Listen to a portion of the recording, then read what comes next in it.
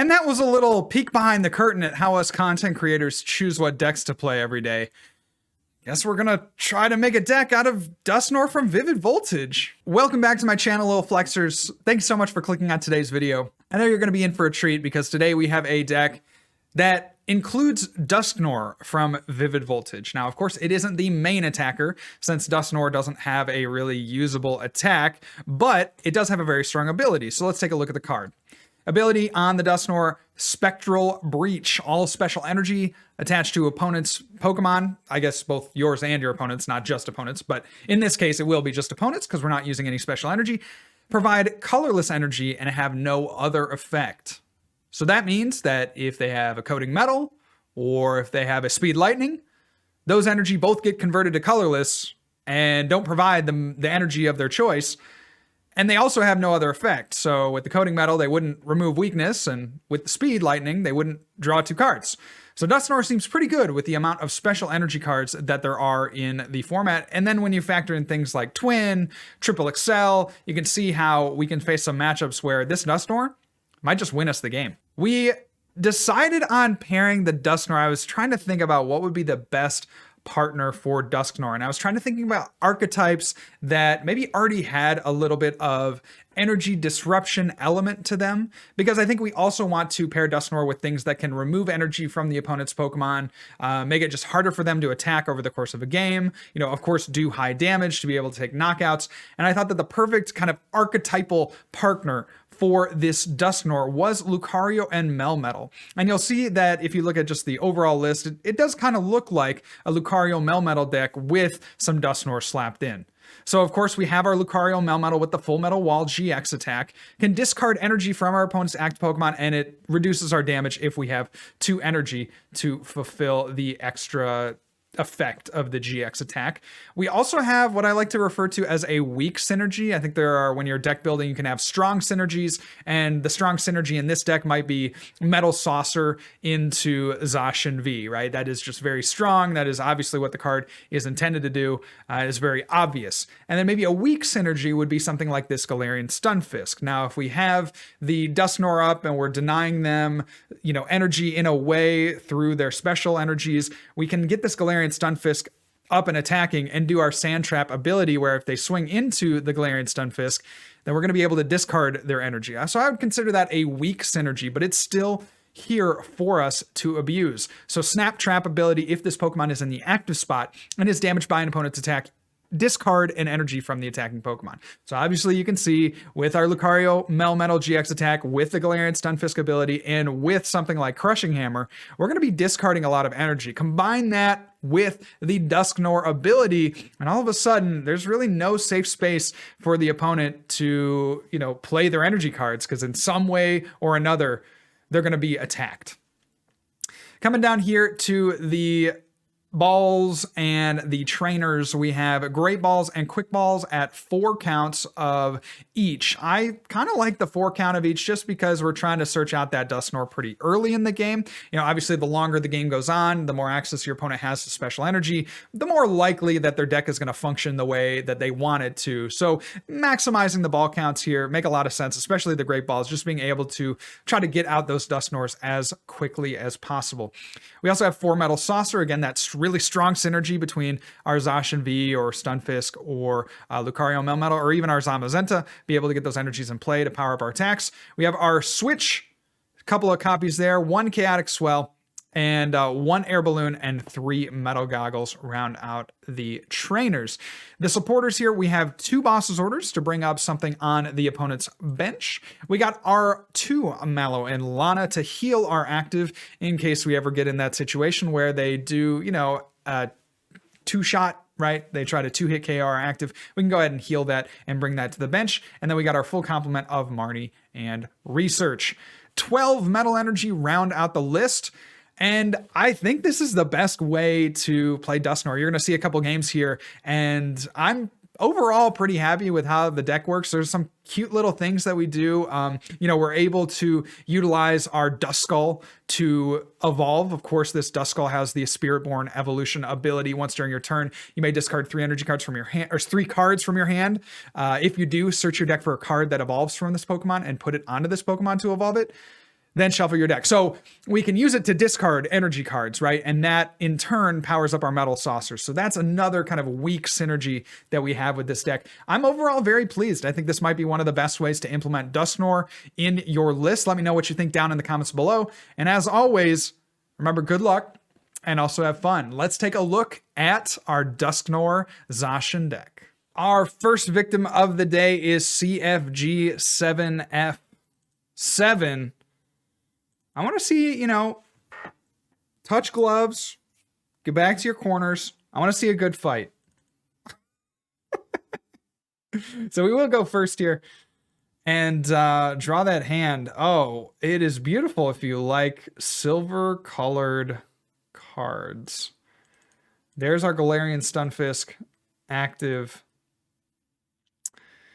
Colossal. Okay, you know what? Could be worse. We'll go there and we will pass. Now, our Metal Goggles is going to prevent my opponent from one-shotting us. So we at least get 2 more turns after this. At least. We'll get this next turn, and then we'll get the turn after, and then we'll get the turn after that. Presumably. Unless they have like Magneton that discards itself to get supporters, and then they play the stadium down, the martial arts dojo. That would be pretty horrific. And you know what? We're also not even factoring into the fact that we could flip 11 heads. No, we don't even need 11 heads. We need 10 heads. We could flip 10 heads on this Colossal and just one-shot it. So there's that. There's a couple ways that this could all go down. In my eyes, it's a 50-50 shot, right? We either have a 50% chance to knock out the Colossal, or there's a 50% chance that we don't knock out the Colossal. So I say we go for a damage rush. All right, well, better luck next time, kid. There's a calm. Oh, they get it out with such consistency. Well, when you draw a starting hand like this, you're gonna have a rough time, but we're playing on, you know, we never bend the knee. There's that capture energy, probably gonna get them out another Colossal. We do see that Colossal hit the bench, and we, at some point, should see this Colossal VMAX. Yep, there is the Eruption shot. We'll just discard that energy that they put on the top. Yep, you're done. Oh, no.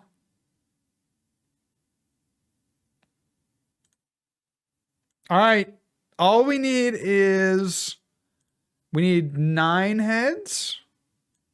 No, 9 heads.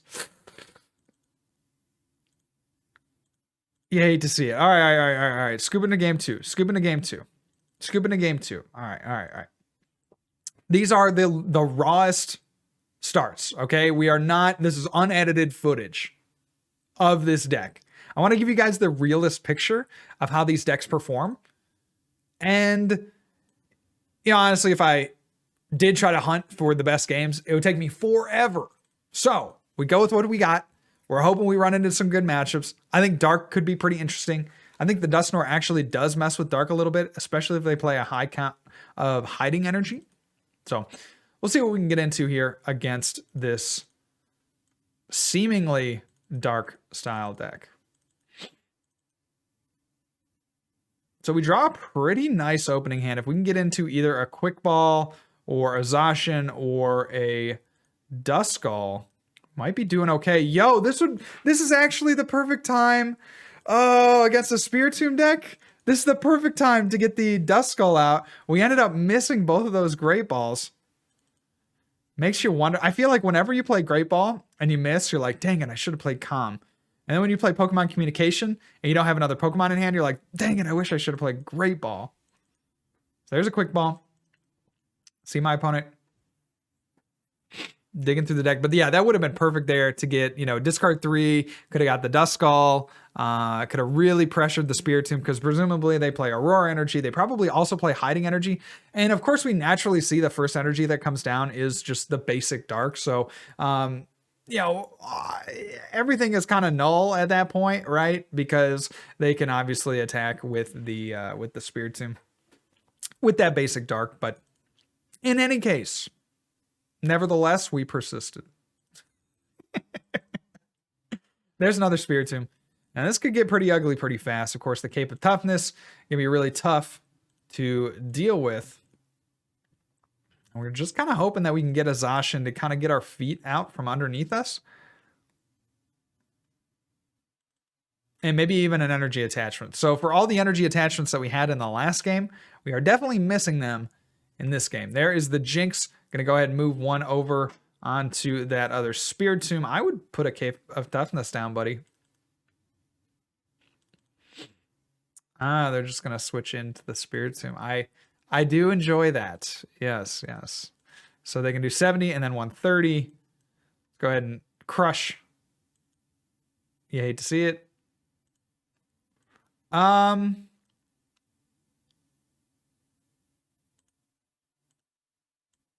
What can we realistically do here? I guess we take the Stunfisk, right? And we go switch into it. And then we just make them discard their energy. We wish that we had gotten heads on the Crushing Hammer there to maybe force them into playing extra resources. But at least this way we can force an energy off of them. I don't know. And then maybe they don't have an energy on the next turn. It's hard to say. So certainly a rough start for us with no supporter, no Zacian V, no quick balls. A lot of things we could have drawn that we just haven't. So there's another energy attachment. Of course, it's a basic dark. It just seems wild to me, man.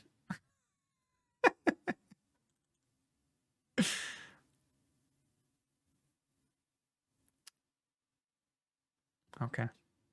Okay.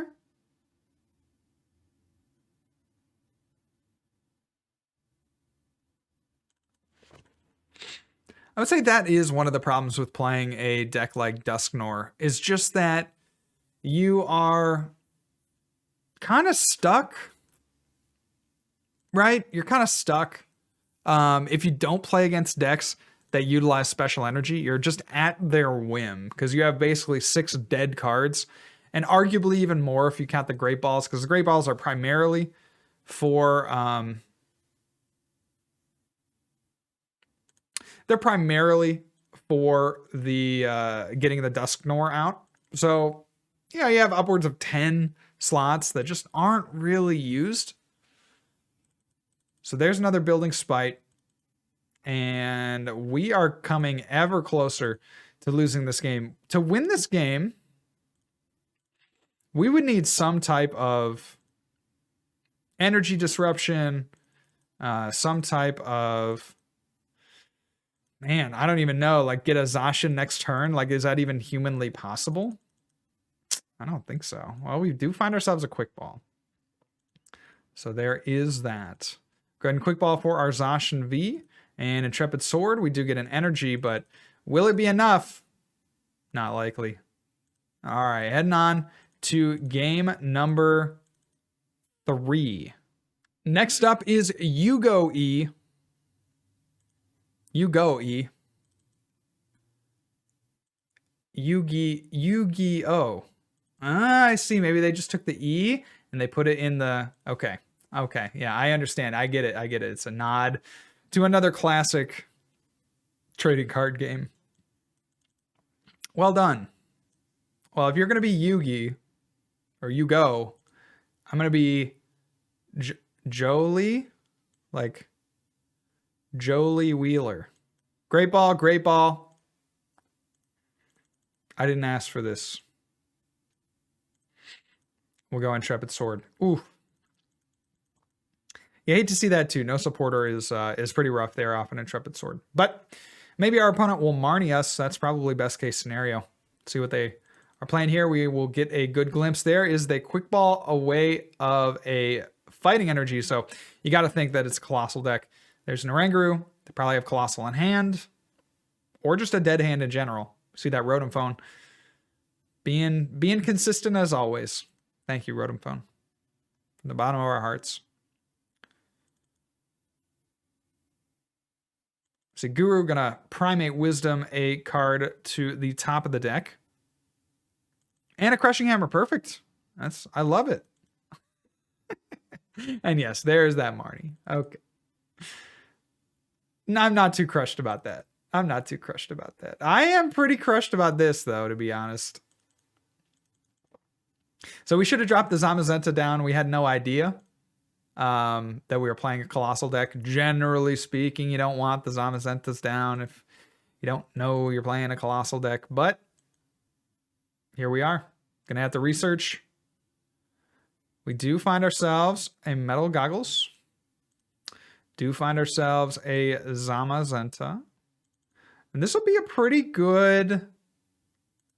this will be a pretty good little matchup for us, I think. Let's go here. I'll honestly attach to the Zam and then Intrepid Sword because we do have, you know, the switch. And let's attach to the active. It's a little risky, right? Because we could attach to the Zamazenta, but I'm feeling greedy. Anytime that you get an energy off of an Intrepid Sword, I feel like you got to take it. You know, I feel like you got to take it. Maybe that's just me.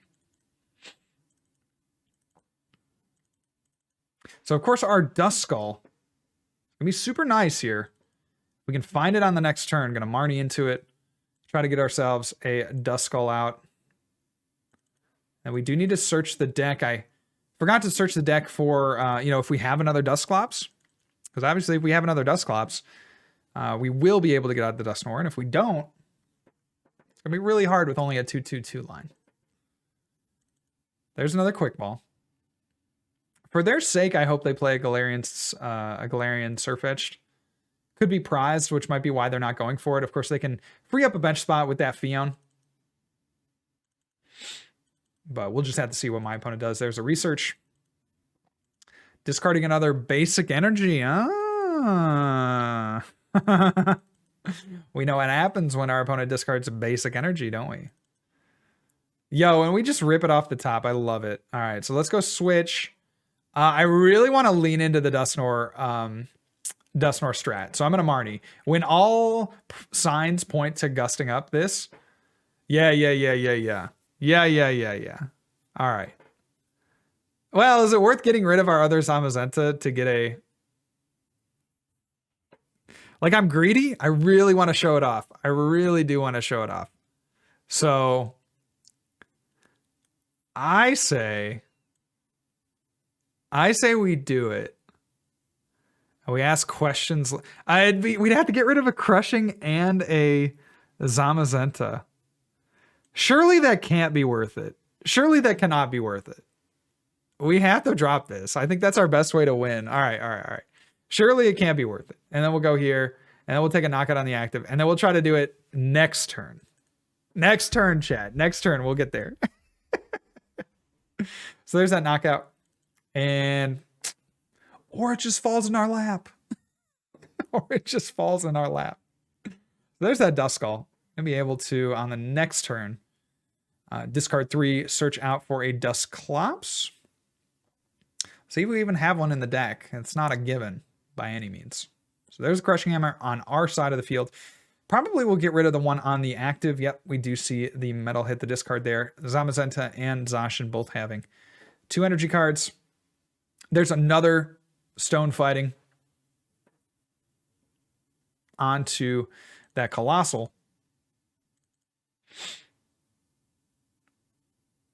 Our trade into Crobat. I like it.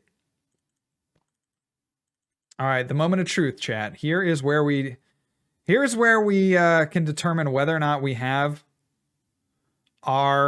we do have a Dusklops. Let's go. Okay, so now I kind of just want an Intrepid Sword because our hand is kind of dead. I don't really care about taking out this Crobat. I really just more care about getting out the Dusklops. So let's go ahead and Intrepid Sword. We find ourselves another energy to attach. Feels good, man.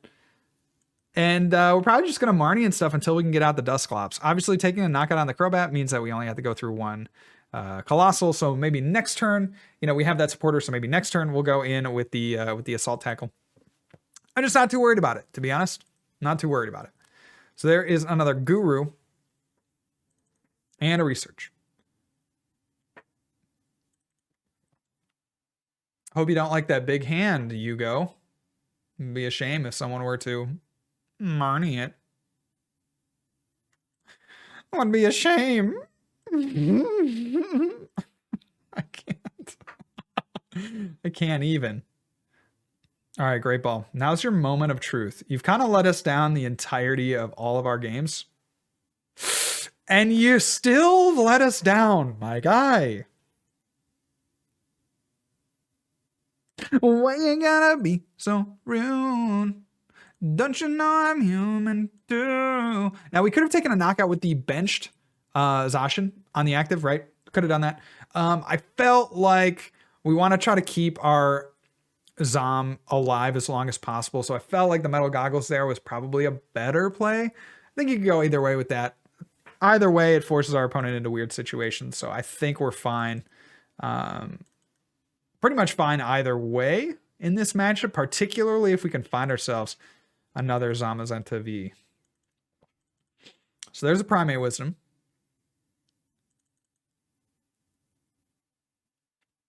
They are going for it, huh? You know what they say, Yu-Gi-Oh! Never backs down. And I would not expect any less from Yu-Go-E.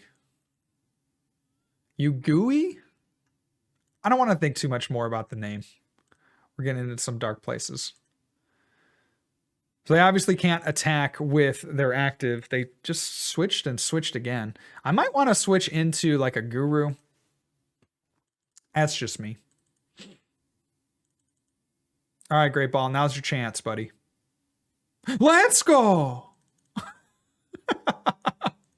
All right, so now we're in a position where this energy is nothing.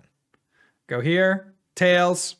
Go here, tails.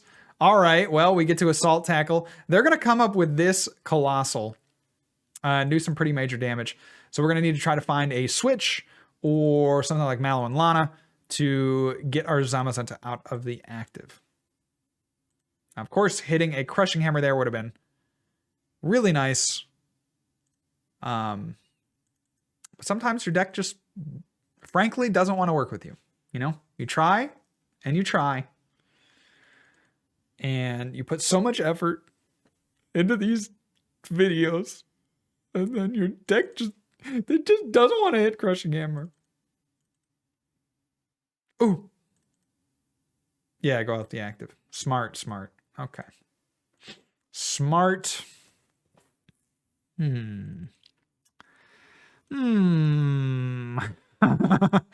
It's pretty sketchy. It really is sketchy now.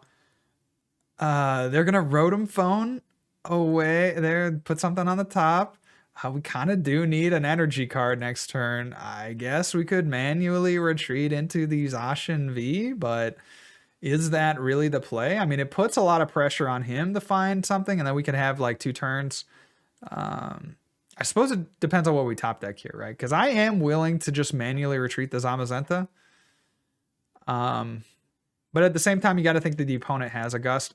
They're going to gust up the Dusknoir. Oh, the smoking gun. Are they just going to pass? That would be so epic. You got me, dude. Oh, you got me, bro. They're going to pass while they build up their forces. I think. I don't think you attack here. Okay, you do attack here. I had no idea. Just like, I'm not sure what the strat is here, but clearly our Dusknoir putting in some work, man. They're worried about it. Yo, we top deck a switch. I love it. So let's go here. Let's go there. Let's switch Reno right on into the Zacian V. Let's try to hit this for more damage than we need. Maybe their counterplay is to go in with the Colossal. But again, they need fighting energy, of which they are low on.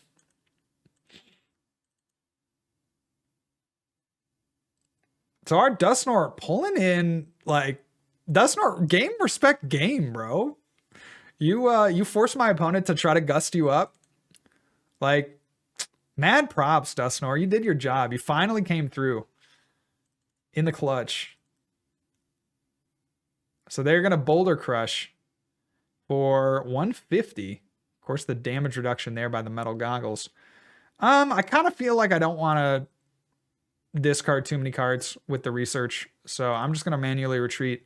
Let's go here and let's go Assault Tackle, take our prizes. And now all we need is like a Gust to finish the game. So yeah, maybe that research was worthwhile at that point, but a little more of a conservative player, generally speaking. So we'll see what my opponent can do. We're in such a commanding lead that at this point, it's just like, don't mess it up. You know, we're in don't mess it up mode. It's like you're trying to coast the car into the driveway. You're like, okay, don't hit that tree on the side. Don't hit the basketball pole, you know, that kind of thing.